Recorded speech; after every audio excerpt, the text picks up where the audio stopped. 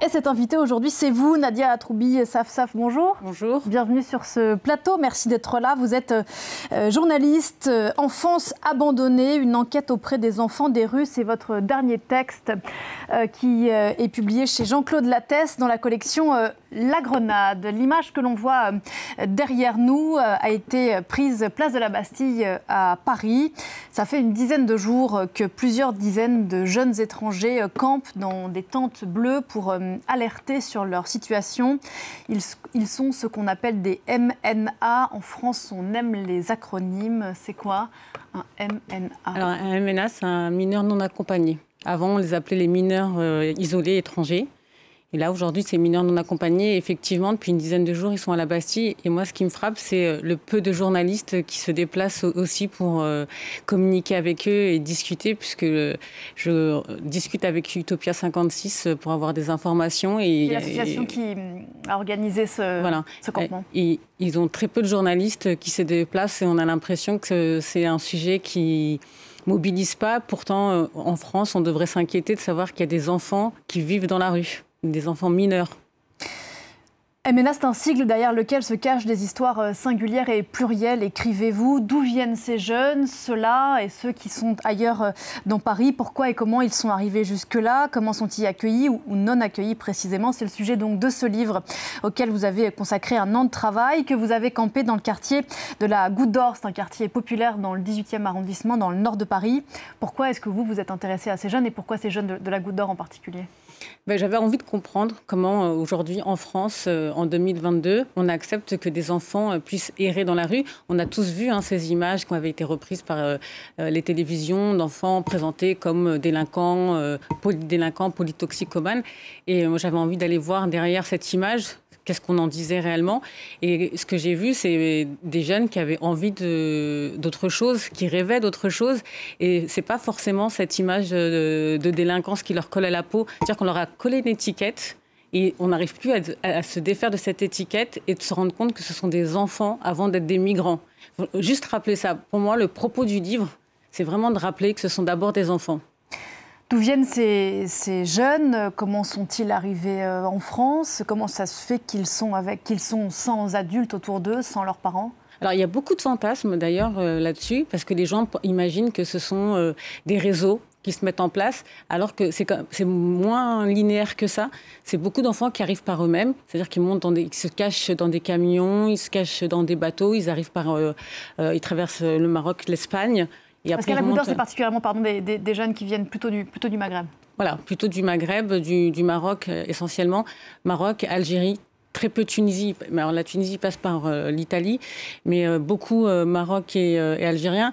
Et alors pourquoi Barbès? Parce que Barbès reste une terre d'accueil, une terre d'immigration. Il y a des repères sociolinguistiques, il y a des repères culturels. Donc pour eux, c'est plus facile d'arriver là-bas, dans ce quartier-là en tout cas. De combien d'enfants on parle? Alors pas forcément que dans le 18e, mais peut-être dans la région Île-de-France, qui est la région où il y a le plus d'arrivées par an. On parle de milliers en fait. C'est-à-dire qu'à la Goutte d'Or, ce serait une centaine, ça varie assez régulièrement, parce qu'ils partent, ils viennent, mais en région parisienne, c'est plus d'une centaine, plus d'un millier, pardon. À quoi ont droit théoriquement ces enfants, ces jeunes à leur arrivée en France? Que dit la loi? Normalement, ils ont le droit à une protection. C'est la Convention des droits de l'enfant. Normalement, ils ont le droit à une mise à l'abri et c'est pas tout à fait respecté. D'abord parce que les institutions sont débordées. Ensuite, il y a un problème aussi, je pense, il y a un dysfonctionnement institutionnel entre les différentes institutions, entre les départements, l'État. Chacun se renvoie un peu la balle. Et je pense qu'en fait, on ne sait pas faire, tout simplement. On ne sait pas... Le maire du 18e le disait de manière très intéressante dans le livre, c'est qu'au départ, c'est un tout petit groupe, donc on ne s'inquiète pas forcément. Puis le groupe grandit. Et ils ont été alertés par les habitants. Et c'est les habitants qui disent « Attention, là, il commence à y avoir un problème. Ils sont de plus en plus nombreux, ces gamins. Qu'est-ce qu'on en fait ?» Parce qu'au départ, c'est la société civile, et jusqu'à maintenant, d'ailleurs, c'est la société civile qui pallie à ces défaillances. Et c'est les habitants du quartier, au départ, qui les nourrissent, qui les aident. Sauf qu'au bout de 5 ans, 6 ans, c'est quand même 6 ans pour certains, que la situation s'éternise. Et donc, c'est ni une vie pour les riverains, ni une vie pour ces enfants. Parce que ce que la loi a dit, ce que le droit a dit en théorie, c'est que ces enfants, quand ils arrivent, ils doivent être effectivement reçus. Là, ils doivent, vous allez peut-être nous expliquer, éventuellement prouver leur minorité avec des techniques qui posent question. Et ensuite, effectivement, bénéficier d'un programme de soutien ou en tout cas de mise à l'abri. Ce qui se passe, effectivement, c'est que soit ils ne sont pas dans le circuit officiel, soit il n'y a pas de place pour les accueillir et là ils se retrouvent à la rue. Alors normalement, effectivement, quand ils arrivent, ils se présentent au dispositif d'évaluation des mineurs et là ils vont être reçus par des personnes qui vont évaluer leur parcours. Et là où ce que disent les associations, c'est pas moi qui le dis, hein. Bien sûr, moi je suis journaliste, je recueille ce que disent les associations, c'est que ces entretiens ne sont pas menés comme ils devraient l'être. C'est-à-dire que quand on interroge un enfant qui arrive d'un long périple, qu'on lui pose des questions précises sur les dates, on lui demande à quel âge il est parti, mais on lui demande quel mois, à quelle année il était à l'école, à quel moment sa mère est morte, comment. Et quand ils ont mis 2 ans pour arriver en France, par exemple, je prends l'exemple des Africains subsahariens qui mettent 2 ans pour arriver en France, il a 13 ans. Les dates, c'est compliqué. Et puis, il y a tous les stigmates de l'exil, de traverser, de vivre des choses très difficiles. Et on leur demande d'avoir une maturité dans leurs réponses d'adultes, c'est-à-dire d'avoir un discours structuré, précis, alors qu'on oublie que ce sont des enfants. Et pour bénéficier, je le mets entre guillemets, donc de cette mise à l'abri, on le comprend qui ne concerne pas tous ces jeunes pour des raisons diverses. On leur demande donc de prouver leur minorité grâce à une technique, je crois, qui a presque un siècle, c'est ça ? Oui, les tests osseux, parce que souvent, ces enfants n'ont pas de documents officiels. Donc, ce qu'on leur reproche d'ailleurs, et c'est ça aussi que les associations pointent, c'est qu'on met toujours la responsabilité de la défaillance de leur prise en charge sur ces enfants. C'est-à-dire qu'en gros, on leur dit qu'ils ne sont pas pris en charge parce qu'ils ne font pas l'effort pour être pris en charge. Donc c'est un peu le cercle vicieux parce qu'ils n'ont pas de documents pour prouver leur identité, donc ils ne peuvent pas prouver leur âge.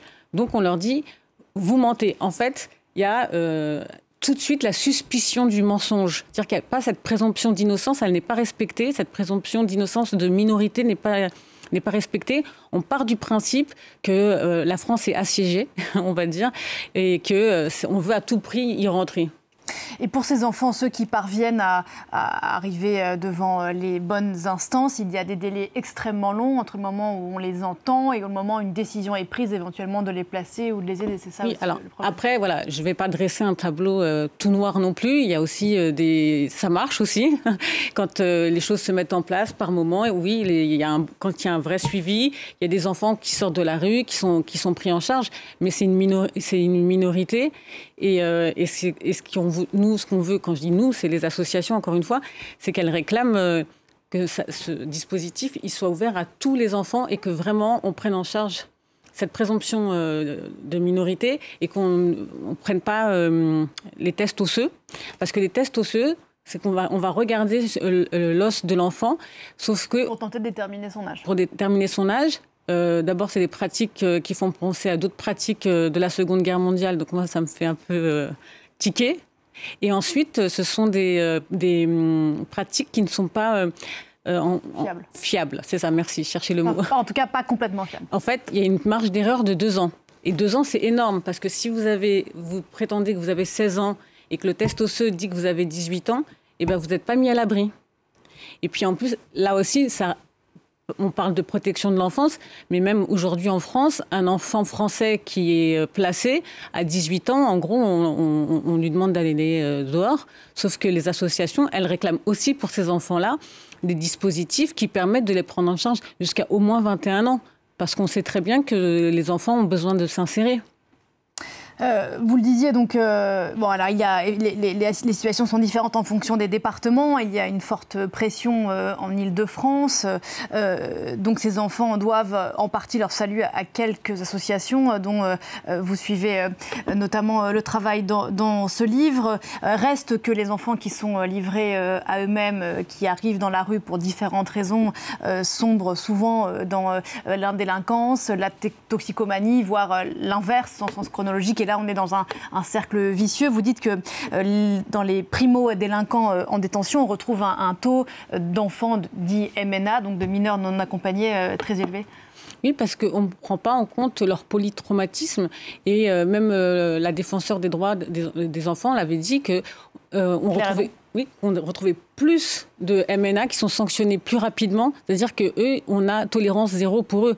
C'est-à-dire qu'un autre enfant, il y aurait un rappel à la loi, il y aurait, on les obligerait, il y aurait le principe d'éducabilité, j'en parle aussi dans le livre, c'est-à-dire qu'on ferait tout pour insérer d'autres enfants, mais ces enfants-là, systématiquement, on va être dans une réponse répressive.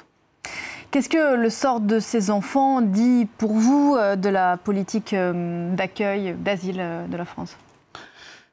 Ça m'a beaucoup questionné, mais même aussi sur ma binationalité, puisque j'ai la chance d'avoir deux nationalités. Voilà, et de me dire que finalement, tout ne tient qu'à une question de chance d'être né du bon côté de la Méditerranée. Et pour eux, sont nés du mauvais côté de la Méditerranée. Et je pense que les enfants devraient être accueillis, encore une fois, en respectant la présomption d'innocence. Eux, ils viennent la tête pleine de rêves. Vous avez dit présomption d'innocence, mais présomption de minorité. Oui, pardon. Justement, le lapsus. Mais eux, ils viennent avec, je le dis un moment dans le livre aussi, avec leurs rêves en bandoulière. C'est-à-dire qu'on ne quitte jamais un endroit pour pire. On imagine toujours que ce sera mieux ailleurs. Et donc, eux, ils viennent en France parce qu'ils ont le sentiment qu'ils n'ont pas ce qu'il faut au Maroc ou en Algérie et qu'ici, ils ont une chance de s'insérer, qu'ici, ils vont avoir une chance de faire une formation. Voilà, ils ne viennent pas en se disant « je vais aller en France et je vais être délinquant ». Ce n'est pas du tout ça le projet. Le projet, c'est de se construire une vie meilleure. Et qu'est-ce qu'ils disent justement du sort qui leur est réservé, eux, ceux à qui vous avez parlé? Ils ne comprennent pas. Parce qu'ils ont l'impression qu'on leur a menti, qu'ils se sont leurrés. Ils n'imaginaient pas vivre dans la rue. D'ailleurs, ils mentent souvent à leurs proches quand ils en ont encore au Maroc, ou même à leurs amis, ce qui fait que d'autres viennent parce qu'ils imaginent que tout se passe bien. Ils se mettent en scène en disant que tout va bien. Ils se prennent en photo devant les grands monuments. D'ailleurs, c'est intéressant, vous racontez que tous ne viennent pas d'un milieu social forcément défavorisé. Au Maghreb, ils ont des parcours de vie très différents qui les ont amenés à la France, mais ils n'ont pas forcément fui la misère, contrairement à ce qu'on pourrait penser, en tout cas pas tous. Non, mais ça peut être des situations complexes, familiales. Comme des fugues en France. Il y a des enfants de médecins qui fuguent en France, vous voyez. Quand il y a des situations un peu familiales difficiles, des remariages, veuvage, une mésentente. Et puis, il y a aussi le goût de l'aventure. Ça, on n'en parle pas non plus, mais il y a aussi des gens, il y a aussi voilà, qui partent aussi parce qu'ils ont envie de découvrir autre chose. Des enfants qui nourrissent, écrivez-vous, le fantasme d'un pays submergé par l'immigration et la perte de son identité. Merci beaucoup Nadia Atroubi, Saf d'être venue nous parler de ce livre, donc, qui résonne donc, avec notamment cette manifestation qui a lieu encore, je crois, à la place de la Bastille à Paris, sous l'égide de l'association Utopia 56. Enfance abandonnée, une enquête auprès des enfants des rues, chez Jean-Claude Lattès dans la très belle collection de la Grenade qu'on aime beaucoup ici. Très bonne journée à vous.